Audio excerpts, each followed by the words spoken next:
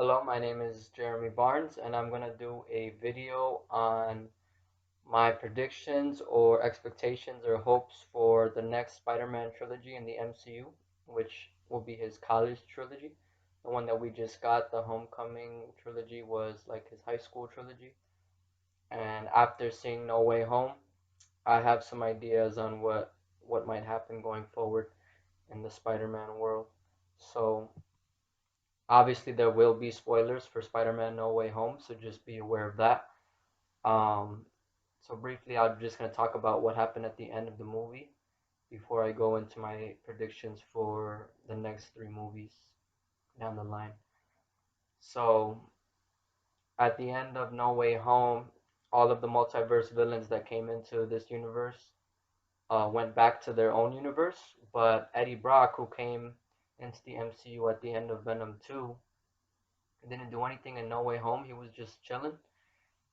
So when he went back, actually a piece of the Venom symbiote stayed behind, and it's probably because like at the end of Venom 2, we saw that Venom wanted a taste of Spider-Man, Peter Parker.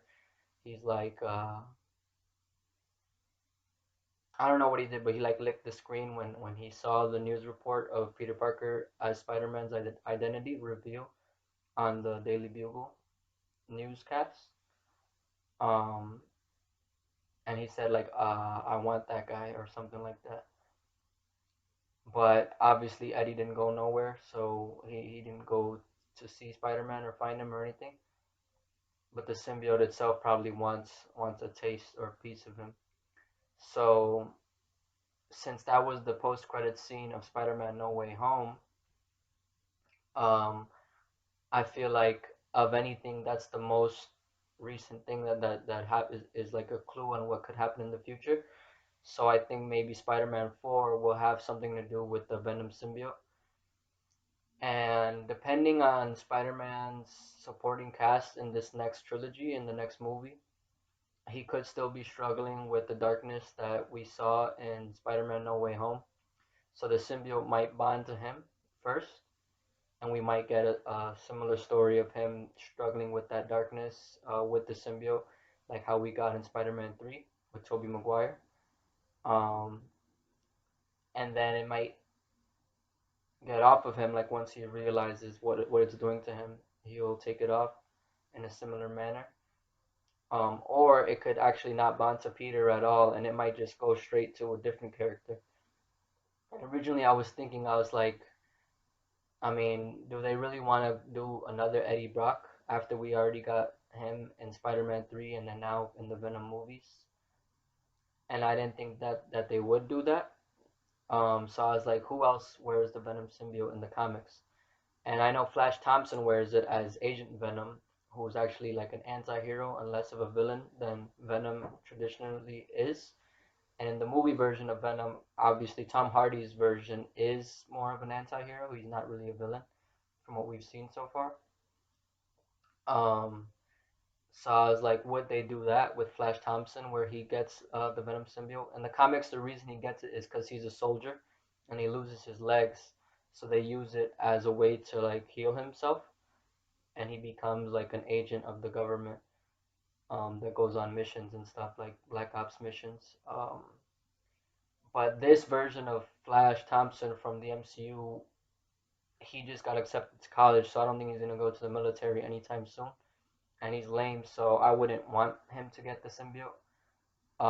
They could do it if they wanted to, like they could buff him up or like change his story if they wanted to, but I kind of don't think that's gonna happen. And I actually have a different idea, which would actually fit in with some of the loose ends that have been teased in the previous Spider-Man movies in the MCU. Like in Homecoming, we had the Vulture as the main villain. We also had Shocker and Tinkerer as like some minor villains in the movie.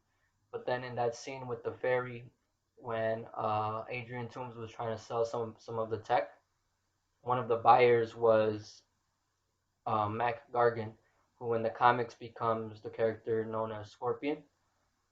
And in that movie, he has like the little scorpion tattoo on his neck, which was a tease at that future like villain. But we haven't seen anything of him since. So he could become Scorpion in this next movie in Spider-Man 4, and then get the symbiote bonded to him, as like maybe like he fights Spider-Man, he loses, and then later on when Spider-Man gets rid of the symbiote, it goes to Matt Gargan because he just was defeated by Spider-Man, and the symbiote is starting to have ill feelings towards Spider-Man like we've seen before. So he bonds to Matt Gargan and he gets like an upgrade for the final fight. Or he could not become Scorpion at all in this movie and he just gets the symbiote right away and becomes a version of Venom. And then maybe he becomes Scorpion later down the line, like in the future, if they keep him around. Um, and if they do that, Mac Gargan can also join the Dark Avengers, which he does in the comics, and they're starting to set up that team in the MCU. So that could be one way to go with that. But that's my prediction for Spider-Man 4. And then there was some stuff set up in No Way Home and also in the other part of the MCU where Spider-Man 5 could be a Spider-Man Daredevil team up against Kingpin because Kingpin has now shown up, spoilers for Hawkeye, in that show. And Daredevil did show up in Spider-Man No Way Home. So that would be really cool. And I feel like as far as like the villains that Spider-Man will actually fight in the movie, I feel like Prowler, who was also in Homecoming, Aaron Davis, Miles Morales' uncle, could be on Kingpin's payroll as like one of the villains. And maybe there could even be another villain like I don't know, Tombstone or somebody like that, like a more mobster type villain in the movie as well. And maybe there could even be some sort of mob war between Kingpin and maybe Hammerhead, who was another Spider-Man villain. Um, and in this movie, in Spider-Man 5, we might get an introduction finally to Miles Morales, as like maybe he's still a young kid or like going to be a teenager. And this would be Spider-Man's like second or third year in college already, if he stays in college that long. But he won't become Spider-Man yet, and that's what would happen in the sixth movie in Spider-Man 6. Miles Morales will become Spider-Man and assist Peter in a battle against finally the Sinister Six. And I thought the Sinister Six was gonna be in No Way Home as like a multiverse Sinister Six, but they didn't do it. They only had 5 villains. So I do think they will do the Sinister Six eventually. It's only a matter of like which universe it'll happen in. Like it could be in the MCU, which I think is the most likely thing because there's so many villains already set up to be in that team. But if they continue Andrew Garfield's trilogy, like if they make Amazing Spider-Man 3 and do some more of those movies on the side that Sony has been doing, like Venom, Morbius, which is going to come out next month, and there's going to be a Craven the Hunter movie coming up soon. So it could be that they do the Sinister Six in that separate universe from the MCU. They, I don't think they would do it in both, but you never know. They could possibly. But if they do it in the MCU, I think the members of the Sinister Six that will be part of the team are Vulture, a new version of Mysterio, because after No Way Home, I don't think Quentin Beck is alive. I think he actually did die. But you know, he had his whole team, so any one of those people or a brand new person could be recruited into that team and take the mantle of Mysterio. And if they wanted to, Jake Gyllenhaal can even come back as an illusion, like not the real person, Quentin Beck, but they could like fuck with Spider-Man's mind and make him think that he's back, and use the illusion tech to do that.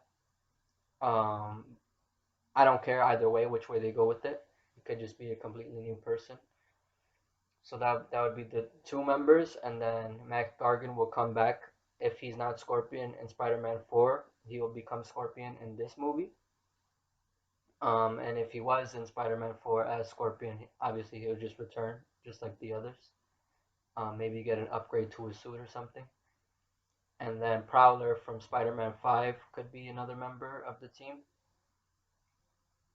And at this point, Miles would have not found out Prowler's identity as his uncle, so that could be something that is in this movie that happens. And then as for the other two members, I don't really know who it could be. I don't think they'll bring back Shocker. So it could be like somebody like Craven the Hunter, who Tom Holland said or was originally the plan on the main villain for No Way Home. So they could do that here. But also Sony, like I told you, is making a Craven the Hunter movie, so there could be some sort of crossover between universes once again, and it could be whatever Craven is in that movie. And they already cast him. He's gonna be played by Aaron Taylor Johnson. So it could be him, and the sixth member could be Morbius. Like Tom Holland said, of the villains that he has not faced yet, Morbius would be somebody cool to face up against Spider-Man. So we did see that Michael Keaton's Adrian Toomes is in Morbius the movie, so they could be like kind of forming some sort of team within that movie, and that's why they would come together here in Spider-Man 6. So that could be the sixth member of the Sinister Six.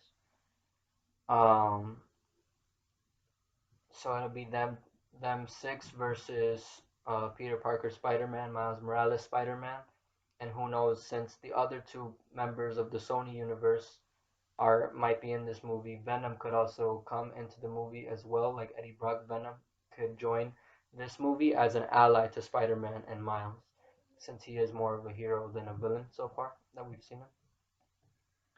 So those are just some of my predictions or hopes for the Spider-Man college trilogy in the MCU.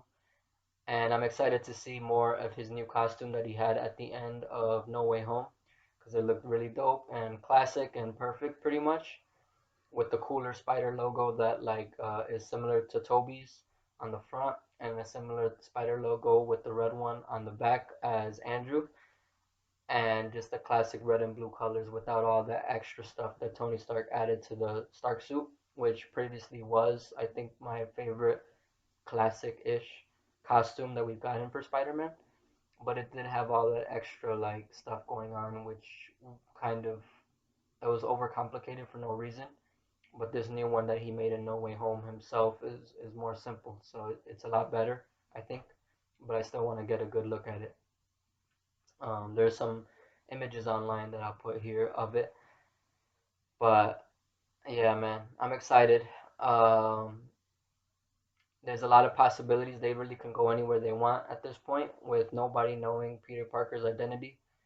Um, as for like love interests, I feel like MJ would come back in this movie, and they would she would find out again, or maybe she might not find out who Peter Parker or that Peter Parker is Spider Man, but she might like meet Peter again, and they might just be a romance where she doesn't know that he's Spider Man, um, or he might just find somebody new completely, and they might do somebody like Black Cat, but similar to what I was saying about like the Sinister Six, I feel like that's might be kind of saved for the Sony stuff, because Black Cat was also teased in the Morbius trailer with Rhino, who was also in the Amazing Spider-Man universe at the end of that second movie. So I kind of don't think they'll do Black Cat in the MCU. But we'll see. We'll see what they do. But that's pretty much my video for my predictions. I can't wait to see more Spider-Man in the MCU. I'm so excited. And if he does make it that far, he'll be the first one to have a fourth movie out of the three Spider-Man we've seen on film so far. So that'll be dope.